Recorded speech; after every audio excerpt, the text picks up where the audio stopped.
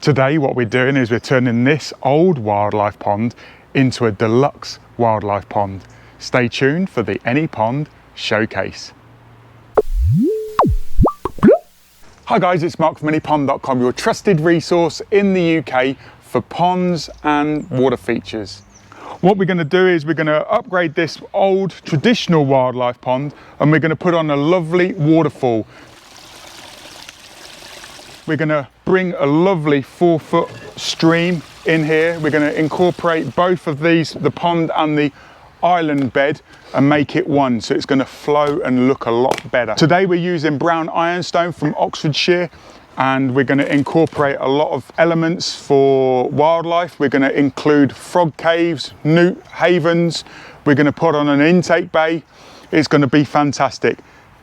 You stick there and we'll do the hard work.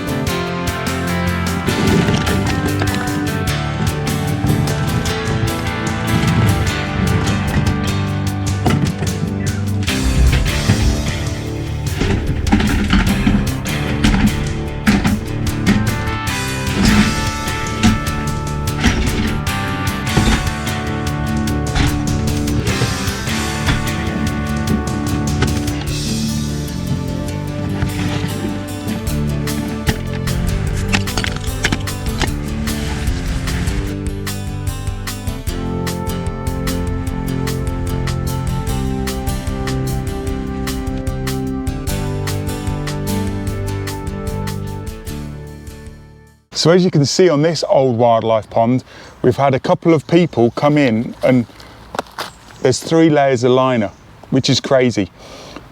It's amazing on how technology has moved on since building this particular wildlife pond, and the traditional ways of building a pond and the new ways of building a pond, completely different, apples and oranges. So the reason why I'm going to be removing all of this liner and putting in rocks and gravel is because it's cheap insurance and the wildlife prefer the ecosystem rather than bare liner.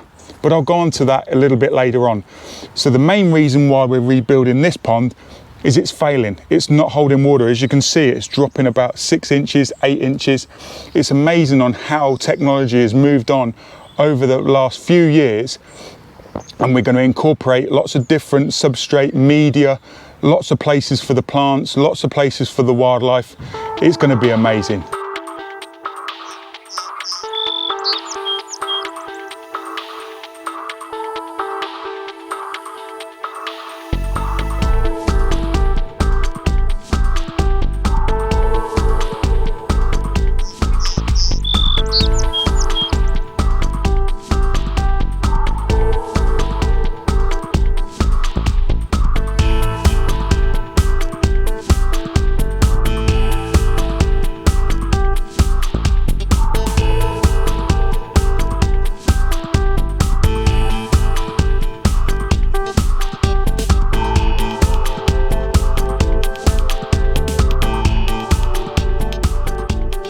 So the aquascape ponds in the UK are slightly different from the American version.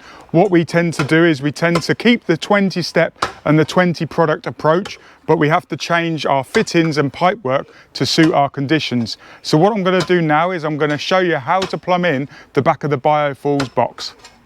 So one of the first things to do is, once you've got the kit, is to get everything out, and then the first component to set up is the Biofalls, because then what you can do is you can wet test overnight or over a period of time just to make sure that your plumbing and everything is perfectly fine and it's leak free. So the first thing to do is get everything out of the box, and then dry fit it all, and then we can glue it all up.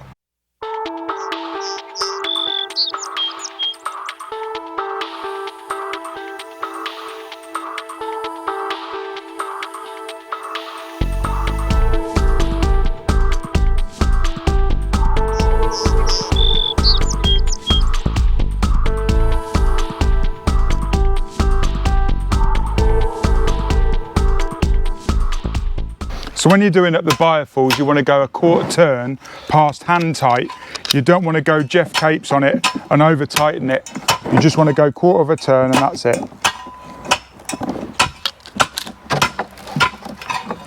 What you can do is you can check the seal and make sure that the seal hasn't popped out in the heat. Today we're actually working in the shade of a gazebo because it is too hot. It's about 32 degrees and it's very, very hot. So just make sure that you don't over tighten something and it will just pop out. So you just want to do quarter of a turn over hand tight. So once you've done that, the best thing to do is to get the silicone out and then silicone the fitting, the male and the female threaded fitting, and you just silicone that straight in and then you don't need to touch that. So you just run a small bead around the thread on the male adapter.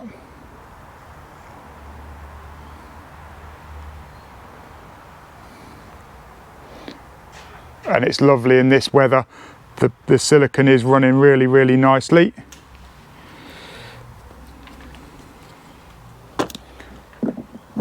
You can use PTFE tape, but I always find that silicone is much better.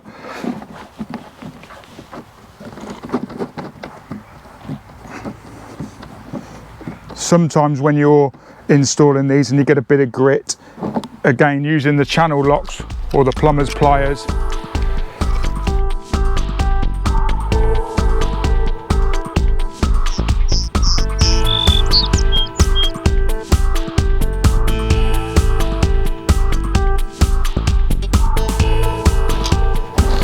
what you can do just to tidy it up, use a wet finger and just run around with your wet finger.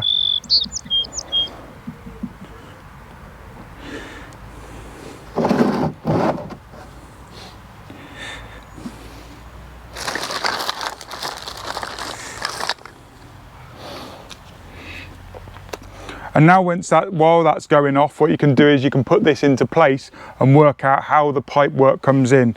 So what I'm actually going to do is set this into place now, and we'll see what pipe work and fittings we need. And get the silicone off my finger.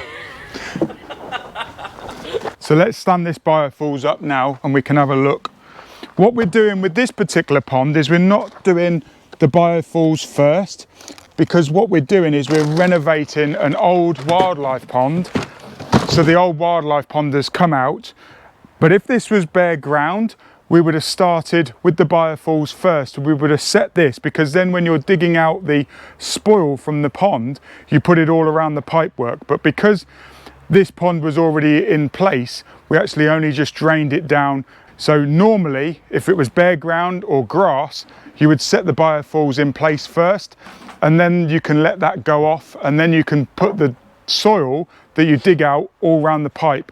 But with this scenario, we're not actually digging any deeper. We're doing different groundwork, so we're preparing for the aquascape ecosystem pond, but we're not actually digging a hole as such. So this is where we're going to put the Biofalls. I would imagine the viewing point is where I'm pointing to now, just behind you.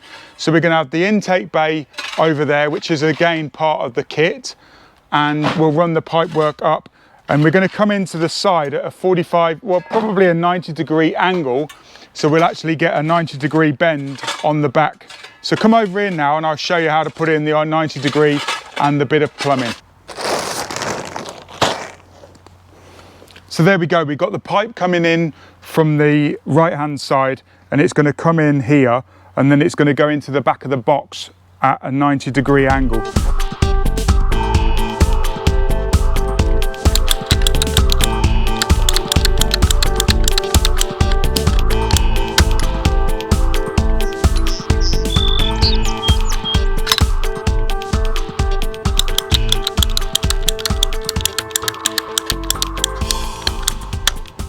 Make sure you get a nice even coat on the fitting and inside the back of the adapter. The reason why I like this blue glue is because I can see which bits have glued and where you've got a little bit of a thin area. It's nice and runny. That's a perfect fit. Look at that, that's lovely. So with the traditional clear glue that you can get in the UK, sometimes you don't know whether you've fitted it, but with the blue glue it's much easier to see whether you've glued it in or not.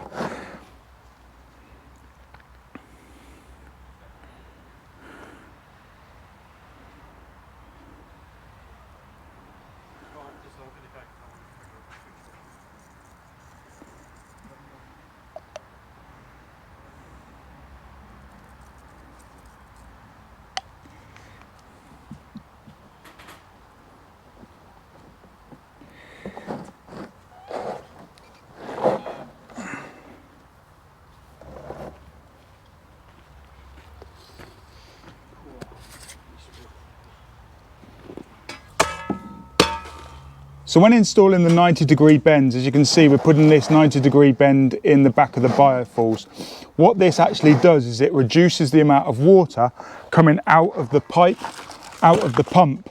It's just like a racing car. If you think of a racing car going around a 90-degree bend, it's got to slow down, otherwise it's just going to crash. And it's exactly the same with the water. If the water's running along here like a racing car, it's got to slow down before it goes around the 90-degree bend. So it actually, one 90-degree bend reduces the head pressure of about a foot or 30 centimeters. So now we've got the Biofalls set. Rather than taking out the side of the Biofalls right out to the right-hand side with a berm or with a mound, this is a very small, tight area to build that wall. So what we're actually going to do is we're going to drop the waterfall down into the ground so we can reduce the amount of soil coming in on the right hand side, and also on the left hand side. What we don't want to be doing is we don't want to be putting in a stone just here and then have a great big, we're going to make it look a lot more natural, and we'll drop the Biofalls down to a sort of around about this height. So let's get the spade and the shovel and we'll start digging.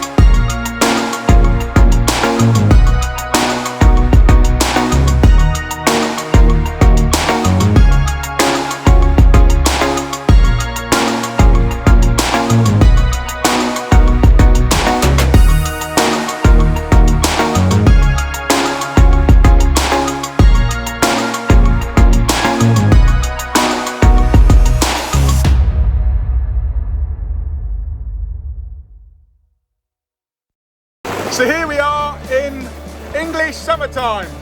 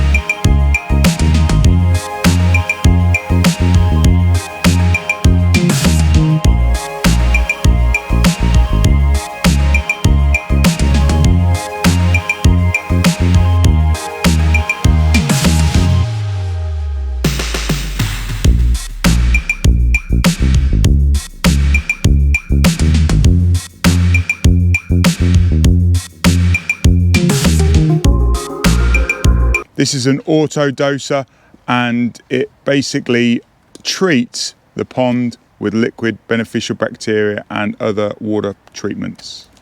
So this section of edge treatment is a little bit different because you've obviously got a pump vault to contend with. So what a lot of people do wrong is, Daniel, if you want to roll up the liner, the edge liner, so you just roll it up. This is what a lot of people do wrong. They've seen videos and they've, you know, obviously it's a case of they go, yeah, we're going to tuck it in.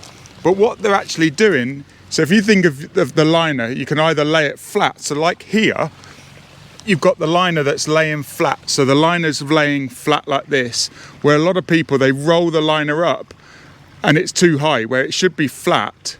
They're actually making it harder for themselves. So as you can see here, rather than tucking it in, it's actually rolled right up, and it's very, very hard to take out that roll. If you pull it back out again, Daniel, what we'll do is we'll show people. You want about 6 inches of liner away from the top of the water, and then that's it. So here we've actually got probably more than a foot of liner. So you only really want to have 6 inches, which is about a hand span or whatever. But in other areas, you might leave that on and then put a bigger rock on. So what I want you to do now, Daniel, is if you just cut this back, keep it about 6 inches and then lay it flat, you know, so we're not having to roll it up and tuck it in. So here, as you can see, we might have a bit of liner that's right out here and it's way off the water level. But that's good, it doesn't matter. This is more of a weed barrier, and then we could put a bit more grit or anything on that. And over here, this liner, and then we've got this liner. This liner is actually the bib liner. So the edge treatment, you've got to be careful that you don't take that bib liner over the actual waterproof bag. So if you remember, found stone, so we've got 2 bits of protection underneath. So we've got the white protection, then we've got the normal protection, then you've got the waterfall protection on this join just here, then you've got the pond liner, then you've got the waterproof bag, and then you've got a bib liner. So in places it's going to be a lot thicker.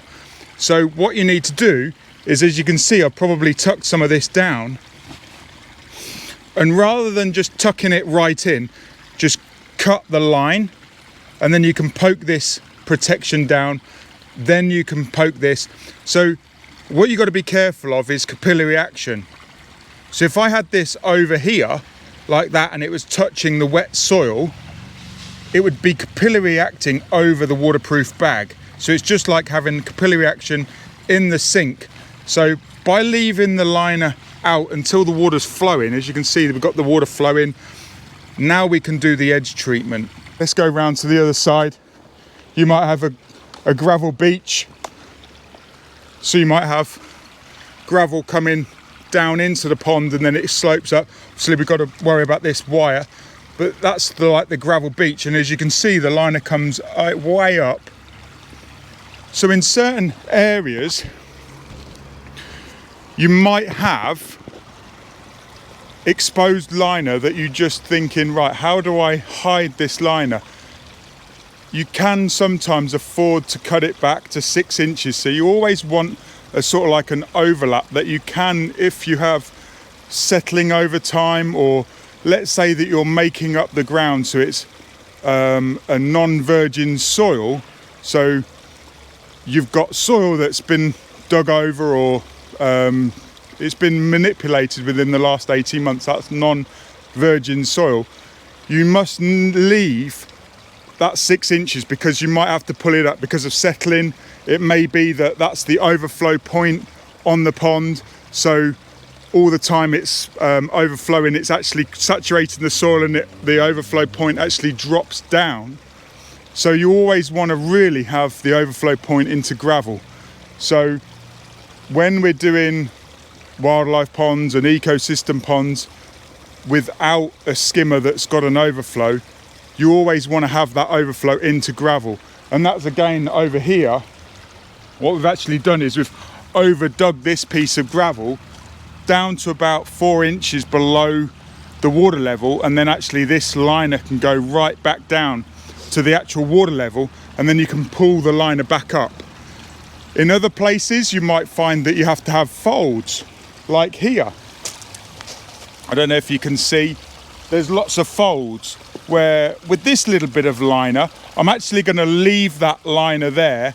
One, because we've got the pipe that comes up and out of the pond, because we've got the intake into the waterfall filtration. So what I'm going to do here is there's lots of folds, so I'm going to put a big stone on there.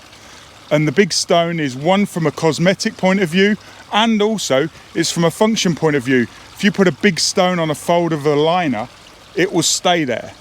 If you put lots of small stones on a fold of a liner, the fold or the springiness in the liner might actually pop it back out. So over time, it may actually, the small stones will move.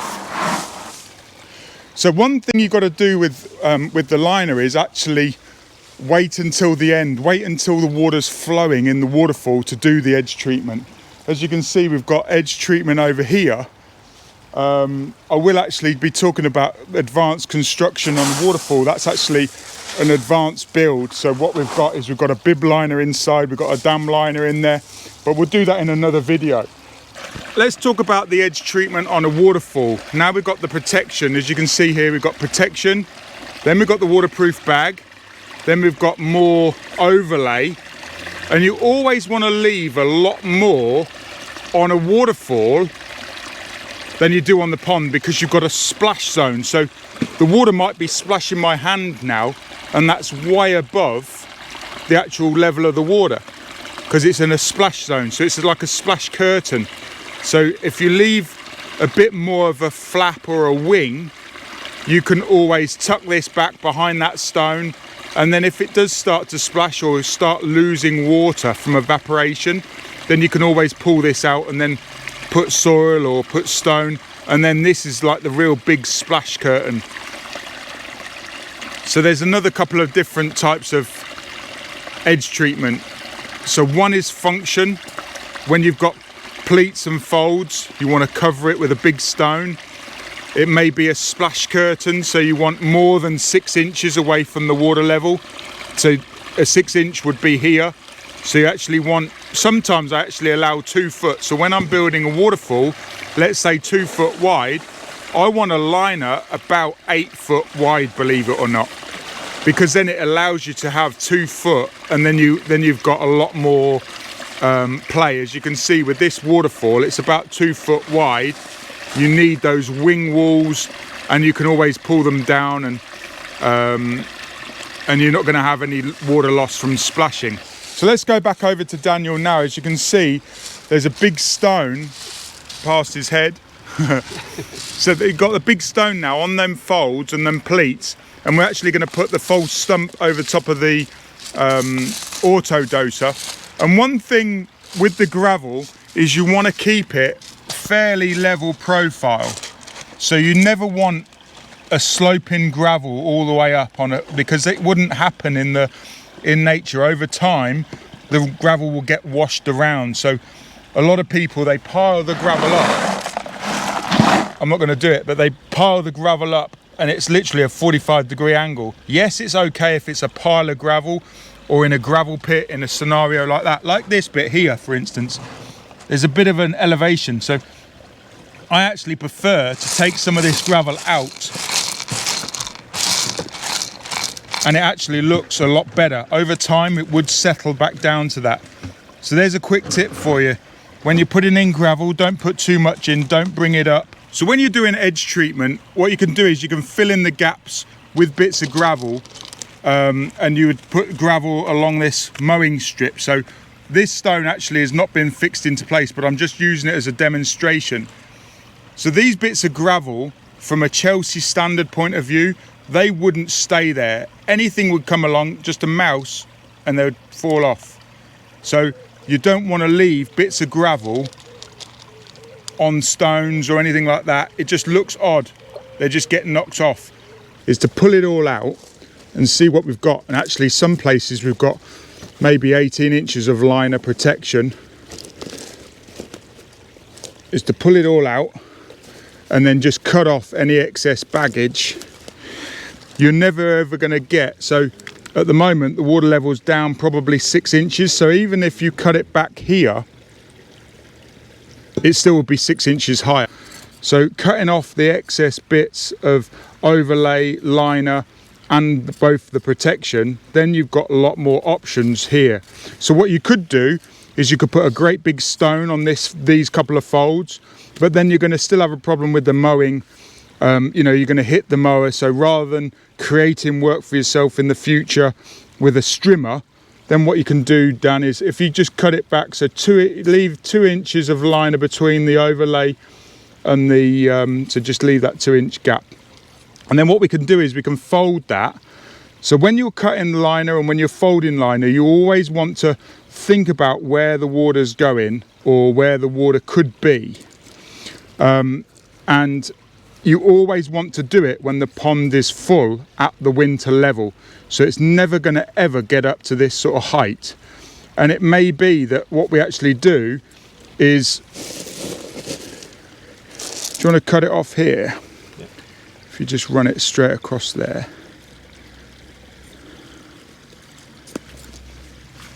So what we might actually do is we might pull all of this back and see. You want to cut this back because this is just protecting this bit of liner. We've got the gravel underneath for the overflow, but it's never going to come up here. So if you want to pull this back, so you're only protecting this top piece of liner. So you don't want, all of this is just a waste and it's material that you need to cover. So by removing it, it's a lot neater, it's a lot better finish. And then you're not having to roll it all up and you're not giving anywhere for rodents or anything to come in and make a nest. So as you can see straight away, we've actually got now more options because now we've got the natural mowing strip. So we can actually fold this down or push this down. We can always pull it back out again. It's not below the water level, so we're 4 inches off the water level, so we can actually really tuck this down. And you want to be about 1 inch down, so then we can put the gravel on top. So as you can see straight away, it's much better. Another thing you don't want to do is you don't want to put the overlay over it like that because it will capillary act. So you want to make sure if you need to move stones, then you can move stones. When you've got power, you want to keep the power out. You can see straight away now you've got that mowing strip. So let's bring in some gravel and pull all that over there.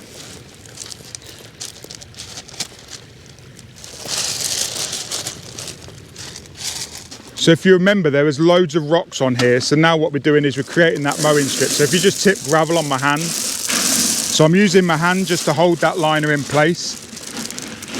That's lovely, thank you. So there we go. So there might be a little bit too much gravel, but we can lose that, that's not a problem. So now what you've got is you've got more of a mowing strip, so you're not gonna hit. You know, if you've got a mower with wheels, obviously you want to go with a high cut to start with. You can just roll the mower straight over this gravel strip and you're not going to hit the grass. Obviously this grass at the moment is lovely and flat, but when it starts growing up, you can come along with your mower, roll it over the gravel rather than a great big stone. So let's say that you had a stone like this, you'd come along and you'd go whack. Now you've got a strim all along here, so it's much easier just to roll the mower over that. What you've got to be careful of is when you're touching and moving lights or anything like that, you want to be careful that the lights don't go in the water, and also when kids or animals come down, so you want to make sure that this light is tucked in but not submerged, and then you can put the gravel. So you want the gravel again on a flat elevation. You don't want to mound the gravel, you just want the gravel to come slowly straight in, and that's a lovely gravel beach. So one observation that you might have is you can see the piece of liner here. So what we need to do is we need to pull this gravel from the other side. So if you want to pull that out, it may be that we cut it back. So you see that all these creases are holding this liner up, which is no good because a mower might hit that and cut, or a mouse might come along. So either we'll tuck it underneath and make it flat. It's here is the actual problem. Yeah. So you want to make sure that it's going down. If you want to fold that again, you can fold it another.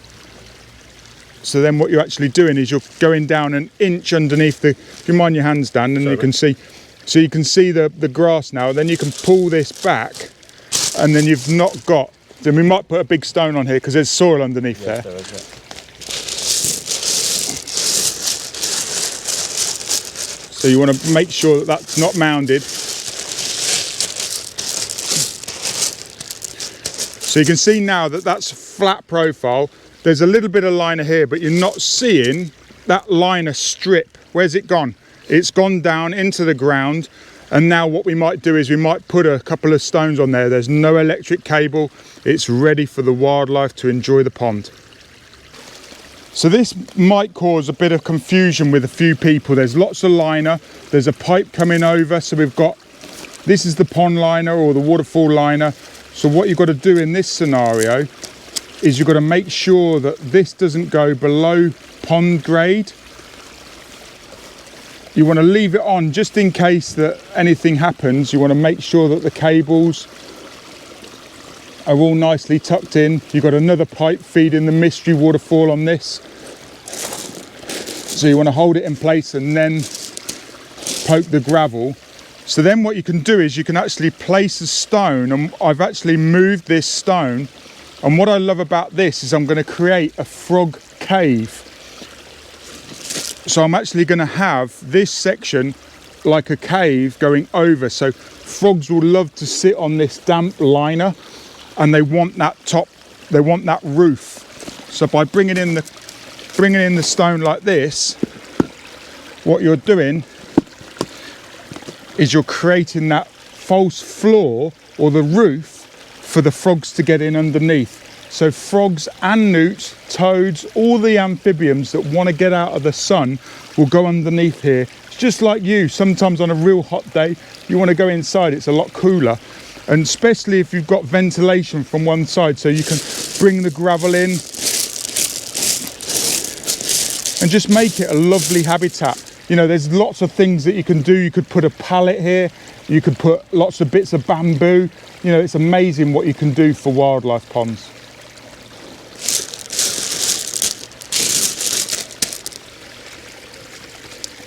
You know, another thing you could do is you could shove a load of bark in there, create that damp environment, create those where you want sort of like bugs and insects to grow. That's where the frogs want to live. Let's get another stone and we'll put that over there.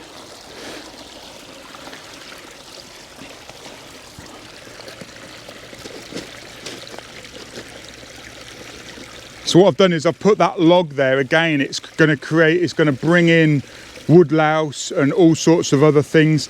It's not going to stop and dam up the waterfall. It's just another sort of like a false floor. Now we can bring in gravel at the back here and possibly a plant that doesn't want too much water. It's another form of edging. So what you've got here is you've got a piece of gravel. What I don't like about it is it's because it's actually protruding above the gravel and it's only a single layer. So if I just go, you know, let's say for instance that I come along and I stand here with my foot, I might kick a bit of gravel. Look at that, you've got the liner straight away. So what you want to do is you want to move this gravel out the way, and then what you can do is you can go, right, let's get a stone. Let me just hang there a minute.